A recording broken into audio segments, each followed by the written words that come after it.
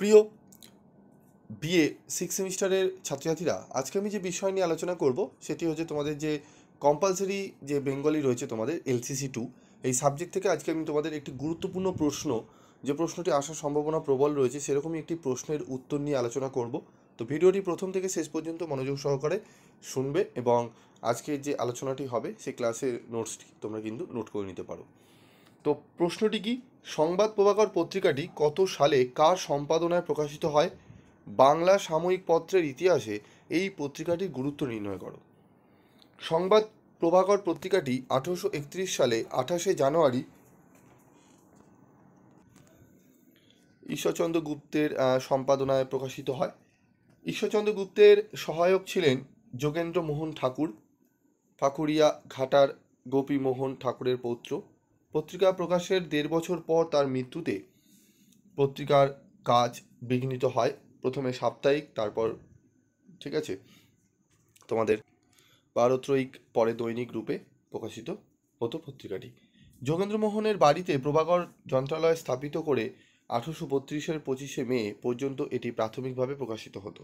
4 বছর পরে 1836-এর 10ই আগস্ট এটি বায়োত্রয়িক অর্থাৎ সপ্তাহে 3টি করে সংখ্যা প্রকাশ পেত এবং এই কারণে ঈশ্বরগুপ্তের সহায়তা করেছিলেন বাবু কানাইলাল ঠাকুর ও তার ছোট ভাই বাবু গোপালচন্দ্র ঠাকুর। তিনি 3 বছর পর 1839-এর 14ই জুন এটি দৈনিক রূপে বাংলা ভাষায়, ঠিক আছে, এটি কিন্তু সর্বপ্রথম সংবাদপত্র। এটি ভারতীয় ভাষায় দ্বিতীয় দৈনিক পত্রিকা। 1853 সাল থেকে এটির মাসিক সংস্করণ প্রকাশ পেতে থাকে। আত্মপ্রকাশ করে পত্রিকাটিতে দেশ বিদেশের সংবাদ ছাড়াও ধর্ম, সমাজ, সাহিত্য ইত্যাদি নানা বিষয় আলোচনার স্থান পেত। দেশের উন্নতি ও শিল্প বাণিজ্যের প্রসারে এই পত্রিকাটি গুরুত্বপূর্ণ। এছাড়া জগদীশ্বরের মহিমা কীর্তন, নীতিকাব্য, মনীষীদের জীবন বৃত্তান্ত এবং প্রাচীন কবিদের অপ্রকাশিত রচনা, জীবনচরিত প্রকাশ এই পত্রিকাটির সাংস্কৃতিক গুরুত্ব বৃদ্ধি করেছে। সে সময়কার বিখ্যাত মানুষেরা এতে লেখক হিসাবে অংশগ্রহণ করতেন, যেমন বাবু নীলরতন হালদার, বাবু অক্ষয় কুমার দত্ত, রাধাকান্ত দেব, জয়গোপাল তর্কালঙ্কার, রামকমল সেন, প্রসন্ন কুমার ঠাকুর, বঙ্কিমচন্দ্র চট্টোপাধ্যায়, দীনবন্ধু মিত্র প্রমুখ। পত্রিকাটি একই সঙ্গে সংবাদ প্রেরক ও সাহিত্যরস সৃষ্টির কাজ করেছিল। ঈশ্বরগুপ্ত প্রাচীন কবিদের রচনা ও জীবন সংগ্রহ করে তাদের অস্তিত্বকে চিরস্থায়ী করেছিলেন।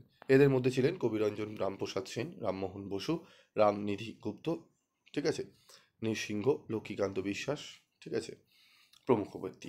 1859 সালে ঈশ্বরগুপ্তের মৃত্যুর পর রামচন্দ্র গুপ্তের সম্পাদনায় পত্রিকাটি আরও কিছুদিন চলেছিল, কিন্তু সাংবাদিক হিসাবে ঈশ্বরগুপ্তের দক্ষতা এবং ভাষা ও সাহিত্যে এই পত্রিকাটির সামগ্রিক অবদান ঈশ্বরগুপ্তের হাত ধরেই সংগঠিত হয়েছিল। সংবাদ প্রভাকরের পাতা থেকে ঈশ্বরগুপ্তের একটি রচনার অংশ এখানে দৃষ্টান্ত স্বরূপ দেওয়া হলো। রাজা রামমোহন রায় যৎকালের বঙ্গভাষায় বৃদ্ধি সাধনে অনুরাগী হয়েন তাহার অল্প দিন পূর্বে, ঠিক আছে। তারপর দেখো আমাদের উত্তরটি আর একটু বড় রয়েছে, পুরোটি আলোচনা করতে গেলে একটু সময় লাগে, তোমরা একটু দেখে নাও, ঠিক আছে, এবং স্ক্রিনশট তুলেও কিন্তু তোমরা রাখতে পারো। এই উত্তরটি কিন্তু টু দি পয়েন্ট অ্যান্সার করেই তোমাদের করা হয়েছে এবং অ্যাকুরেটভাবে তোমাদের চেষ্টা করা হয়েছে করার, যাতে তোমরা ভালো মার্কস কিন্তু পেতে পারো। তোমরা একটু দেখে নাও এবং স্ক্রিনশট তুলবে, এবং এরকমই প্রত্যেকটি সাবজেক্টেরই তোমাদের কিন্তু স্টাডি নোটস কিন্তু তোমরা পাবে।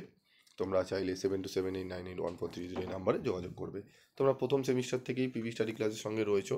অনেকে দেখবে আছে এরকম, আগে হয়তো কোনো অন্যান্য সাবজেক্টগুলো দিত না, এখন শুরু করেছে দেওয়া। যাই হোক, তো বেশি দামে চড়া দামে কোনো জায়গা থেকে নোটস কেনার তোমাদের কিনতে যাবে না। যদি তোমাদের ফাইন্যান্সিয়াল প্রবলেম থাকে অবশ্যই তোমরা জানাবে। পিভি স্টাডি ক্লাস তোমাদের বিগত বছরগুলোতেও তোমাদের যেরকম পাশে ছিল এবারও থাকবে। তোমাদেরও আমি চাইবো তোমরা পাশে থাকো। পিভি স্টাডি ক্লাস থেকে অনেক কিছুই তোমরা পাবে। হ্যাঁ, প্রত্যেক দিন আমি হয়তো কারি ভিডিও দিতে পারবো না, কারণ আমার কোনো টার্গেট থাকে না। অনেকের টার্গেট থাকে যে এই মাসের মধ্যে এই ভিডিওগুলো আমাকে প্রত্যেক দিন না দিলে আমার ভিউ না হলে হবে না, এরকম ব্যাপার থাকে। দেখবে প্রত্যেক দিনই 12টা 13টা 14টা 15টা ভিডিও ছেড়ে যায়। আমার পক্ষে সম্ভব না, তোমাদের রিকোয়েস্ট অনুযায়ী আমি ছাড়ি।